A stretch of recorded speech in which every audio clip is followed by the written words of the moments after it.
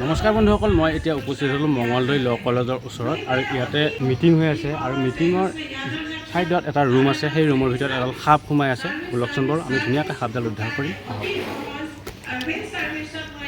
অৱস্থা প্ৰাপ্ত হ'নে বালি হে, গতিকে দুইটাই সহজকৰণ হ'ব লাগিব, অনুভৱ কৰিব লাগিব, তেতিয়াহে সম্পূৰ্ণতাৰ অৱস্থা প্ৰাপ্ত কৰিব পাৰিব। ঠিক আছে? ওম শান্তি।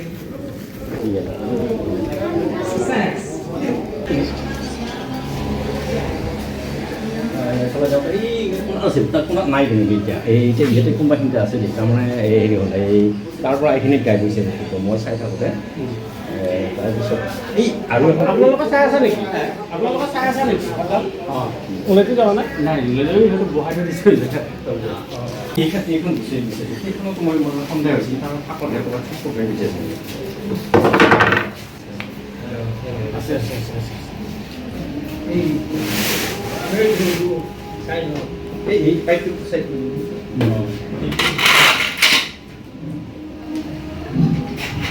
বন্ধুসকলে আমি উপস্থিত হ'লোঁ মঙলদৈ ল' কলেজৰ ওচৰত আৰু বন্ধুসকল ইয়াতে এডাল সাপ আৰু ইয়াতে এখন মিটিং হৈ আছে আৰু সেই মিটিঙত সাপডাল দেখা পোৱা গৈছে আৰু দাদাই সেই সাপডাল দেখা পাইছে। সাপডাল কেতিয়া দেখা পাইছিলে? মোটামুটি 40 মিনিট আগতে মই নহয় আচলতে আমাৰ ইয়াৰে যি অনুষ্ঠানত থাকে তেওঁলোক দেৱতী হয়, আমাৰ এটা ধৰ্মীয় অনুষ্ঠান দেই। তেওঁলোক ইয়াতে থাকে যিহেতু কিবা কিবি কাৰবাৰ কৰি থাকোঁতে এই তাত কোনাত দেখা পালে। তাৰপিছত মোকো ক'লে, মই চালোঁ যে হয়, তাৰ পৰা আহি ইয়াত ভিতৰত সোমাই গ'ল। তাৰপিছত মই তোমাক ফোন কৰিছোঁ, সোমাই থকা বুলি তাৰপিছত মই দেখা নাছিলোঁ, এতিয়া দেখা পালোঁ। আৰু এই ধৰ্মীয় অনুষ্ঠানৰ নাম ব্ৰহ্মাকুমাৰী অনুষ্ঠান, প্ৰজাপিতা ব্ৰহ্মাকুমাৰী ঈশ্বৰীয় বিশ্ববিদ্যালয় হয়। ইয়াতে মানে আধ্যাত্মিক মানে জ্ঞান দিয়া হয়, আত্মা আৰু পৰমাত্মাৰ মানে যিটো পৰমাত্মাৰ পৰিচয় দিয়া হয় আৰু লগতে এই পৰমাত্মাৰ লগত আত্মাৰ কি ধৰণে মিলন হয় বা কি ধৰণে তাত পৰমাত্মাৰ লগত আমি কথা পতাওঁ, যেনে আল্লাহ বা গড যিজনে যি নকওক, তেওঁৰ লগত কি ধৰণে আমি একাত্মবোধ হ'ব পাৰোঁ, তেওঁৰ মনৰ কথা ক'ব পাৰোঁ, তেনেকুৱা ধৰণৰ কথাবিলাক ইয়াত আলোচনা কৰে। আধ্যাত্মিক অনুষ্ঠান এইটো বিশ্বৰ 144খন দেশতে হয়। আমাৰ এতিয়া যিটো কি কয় ভাৰতৰ ৰাষ্ট্ৰপতি দ্ৰৌপদী আজি এটা অনুষ্ঠান আছে আমাৰ মেডিটেশ্যনৰ, প্ৰথমতে ক্লাছ এটা হয় এঘণ্টা, তাৰপিছত এতিয়া মেডিটেশ্যন হ'ব। মেডিটেশ্যন হ'ব এঘণ্টা। ভাল কাম, এইটো বহুত ভাল কাম, ইয়াত পজিটিভ এনাৰ্জি পাই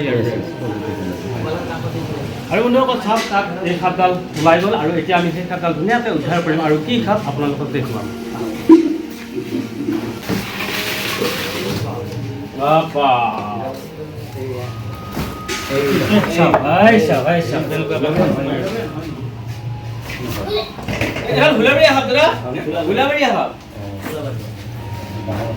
চাবনসকল কেনেকুৱাকৈ মানুহৰ ঘৰত সাপ সোমাই থাকে, গতিকে আপোনালোকে এতিয়া সতৰ্ক হওক, চাৰিওফালে ফেনাইল ছিটিয়াই দিয়ক সাপ নাহওঁতে। আৰু যদিহে সাপ সোমোৱাৰ পাছত ফেনাইল দিয়ে তেতিয়াহ'লে সাপ মানুহৰ ঘৰৰ ভিতৰতে থাকি যাব। সেইকাৰণে এতিয়া গৰমৰ দিন আহি আছে, আপোনালোকৰ সতৰ্ক হওক। ৰাতি পিয়াল উঠিলে ৰাতি এন্ধাৰত যাতে টৰ্চ লৈ যাব আৰু দিনৰ পোহৰতো যিকোনো এন্ধাৰ ঠাইত যদি আপোনালোকে হাত দিয়ে তেতিয়াহ'লে টৰ্চ মাৰি চাইহে এবাৰ হাত দিব, কাৰণ এতিয়া গৰমৰ ছিজন সাপ সোমাই থাকিবও পাৰে। চাওকচোন বাৰু ইয়াত কেনেকুৱা সাপ সোমাই আছে। বাইদেউ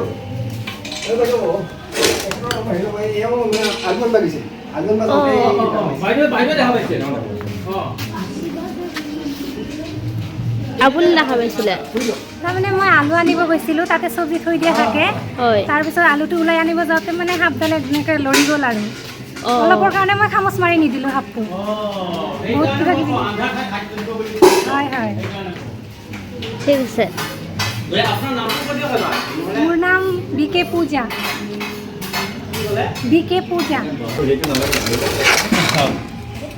ধুনীয়াকৈ উদ্ধাৰ কৰি লৈ যায়, ধুনীয়াকৈ জংঘলত এৰি দিম, কাৰণ ইয়াৰ যিখিনি জীৱন বাকী আছে সেইখিনি জীৱন ধুনীয়াকৈ জংঘলত পাৰ কৰিব পাৰিব। এডাল সাপ গোটাই কিনোৱা সাপ দেখো, খাব পোৱা নাই নেকি? কিন্তু আকৌ মালটো আকৌ ষ্ট্ৰং আছে আকৌ, কিন্তু কিনোৱা সাপডাল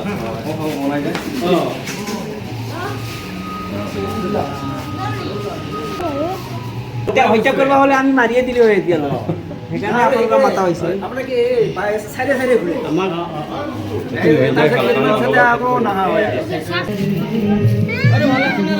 ভাল লাগিছে।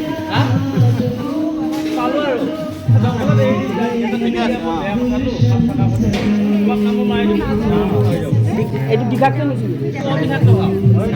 মাছ নাই কিন্তু এইটো কামিলেও দাদা হস্পিটেল যাব লাগিব আপোনাক যে কামোৰা নাই নাই মই আকৌ দুপৰীয়াৰ পৰা ধৰা নাই নহয় লাহে লাহে ধৰি আছোঁ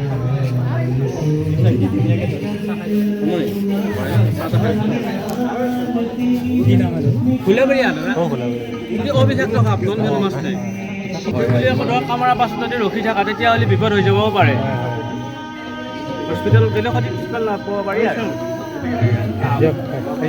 আশীৰ্বাদ কৰিব পাৰে আপোনালোকে অকণমান চাহ খাই হা অঁ খাম চাহ খাই যাব ইয়াতে তোমাৰ হাতখন ধুই ল'ব লাগিব চাহ খাব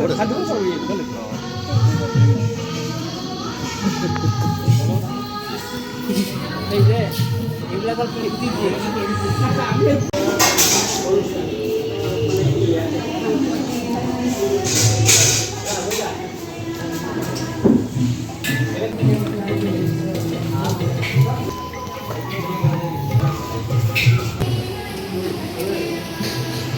আপুনি শব্দ উদ্ধাৰ কৰাৰ কাৰণে কেনেকুৱা পালে শব্দ উদ্ধাৰ কৰাৰ বাবে কেনেকুৱা পালে বহুত ভাল পাইছিলোঁ আপোনাৰ নামটো মোৰ নামটো ধন চৌহান